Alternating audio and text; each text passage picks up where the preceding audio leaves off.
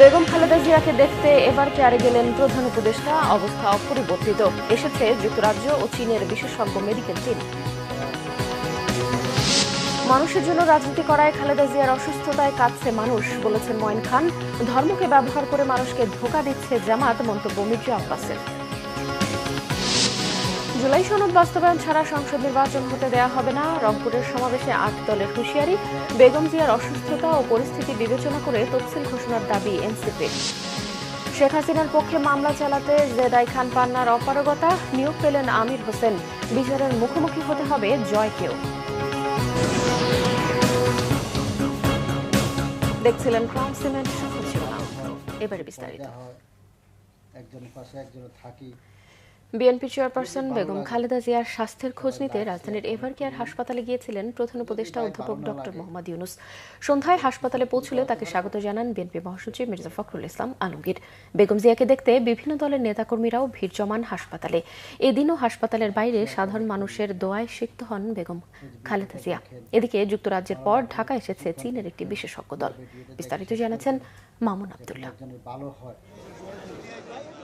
BNP chairperson Begum Khaleda জিয়ার স্বাস্থ্যের খোঁজ খবর নিতে সন্ধ্যায় রাজধানীর এভারকেয়ার হাসপাতালে যান প্রধান উপদেষ্টা অধ্যাপক ডক্টর মোহাম্মদ ইউনূস। সন্ধ্যা 7টা 7 প্রধান উপদেষ্টা হাসপাতালে পৌঁছালে তাকে স্বাগত জানান বিএনপি মহাসচিব মির্জা ফখরুল ইসলাম আলমগীর। এ সময় প্রধান উপদেষ্টার সাথে ছিলেন জাতীয় নিরাপত্তা উপদেষ্টা খলিলুর রহমান। পরে প্রধান উপদেষ্টাকে বেগম খালেদা জিয়ার কাছে নিয়ে যান বিএনপি মহাসচিব। এ সময় সরকারের পক্ষ থেকে সব ধরনের সহযোগিতার আশ্বাস পুনর্ব্যক্ত করেন প্রধান উপদেষ্টা। উপস্থিত ছিলেন বেগম জিয়ার চিকিৎসক অধ্যাপক ডাক্তার শাহাবুদ্দিন তালুকদার ও অধ্যাপক ডাক্তার AJM জাহিদ হোসেন সহ মেডিকেল টিম। এদিকে বেগম খালেদা জিয়ার চিকিৎসা সহায়তায় যুক্তরাজ্য থেকে বিশেষজ্ঞ চিকিৎসক ডাক্তার রিচার্ড বিলি সকালে এভারকেয়ারে পৌঁছান। বেগম খালেদা জিয়াকে দেখতে হাসপাতালে যান চরমোনাই পীর মুফতি ফয়জুল করিম। বলেন, দেশের গণতন্ত্র রক্ষায় খালেদা জিয়ার ভূমিকা অনস্বীকার্য। আমরা এখন আল্লাহর কাছে দোয়া করি, আল্লাহ যেন তাকে পরিপূর্ণ সুস্থ করে দেন এবং আগে যেইভাবে তিনি দেশের খেদমত করেছেন আমাদের মাঝে আবারও তেনাকে আল্লাহ পাক ফিরিয়ে দেন, যেন তিনি আবারও আপুসীনভাবে দেশের খেদমত আঞ্জাম দিতে পারেন। এদিন খালেদা জিয়ার দোয়ায় হাসপাতালের বাইরে ভিড় করেন অসংখ্য সাধারণ মানুষ। আমরা ম্যাডামের অবস্থা জানার জন্য প্রতিদিন এখানে আসি এবং এখানে এসেই আমাদের কর্মীদেরকে আমরা জানাই আমাদের ফেসবুকের মাধ্যমে, লাইভের মাধ্যমে। ওনার সুস্বাস্থ্য কামনা করি এবং আল্লাহ পাক ওনাকে আমাদের মাঝে ফিরিয়ে দেক, এই দোয়া করি আমরা সব সময়। ভিতরে কি হচ্ছে আমরা কিছু বলতে পারবো না, তবে আল্লাহর রহমতে অনেকটা রিকভার হয়ে আসছে, এটা আমরা খবর পেয়েছি আজকে সকালে। আমরা পারি না সারাক্ষণই এখানে থাকার জন্য কন্টিনিউ, তা ওনার জন্য কিছু করতে পারতেছি না, অন্তত দোয়া এমনকি একটু সময় এখানে দিতে পারতাছি, এটাই নিজের কাছে একটু ভালো লাগায়। আমি বিশ্বাস করি আল্লাহ পাক যার হাত পছন্দ হয় তার হাতের ওসিলায় আল্লাহ পাক বেগম খালেদা জিয়াকে সুস্থভাবে ফিরিয়ে দিবেন। প্রয়োজনে আমাদের আয়ু থেকে আল্লাহ পাক কিছু হায়াত নিয়ে ওনাকে পরমায়ু দান করবেন, এই প্রার্থনা আমরা করছি। আমরা যতই ঘরে বসে থাকি মন তো আর চায় না, এখানে বারবার আসতে চাই।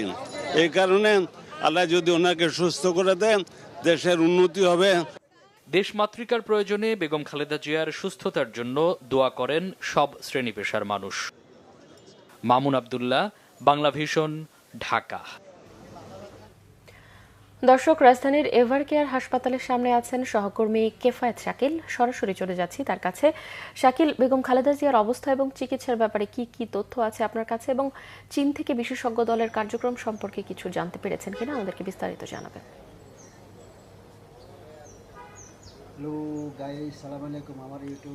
কনক, আপনি যেমনটি বলছিলেন যে চীনা বিশেষজ্ঞ দল এসেছে গতকাল রাতে আমরা জানি, এবং গতকাল রাত 10টায় তারা এই এভারকেয়ার হাসপাতালে প্রবেশ করেছিলেন এবং রাত 12টা পর্যন্ত তারা এই হাসপাতালের ভেতরে ছিলেন। রাত 12টার পরে আমরা তাদের বেরিয়ে যেতে দেখেছি, তবে তারা গণমাধ্যমের সঙ্গে কোনো কথা বলেননি এবং আসলে কোন বিষয়ে তারা কি দেখেছেন কোনো কিছুই কিন্তু তারা জানাননি।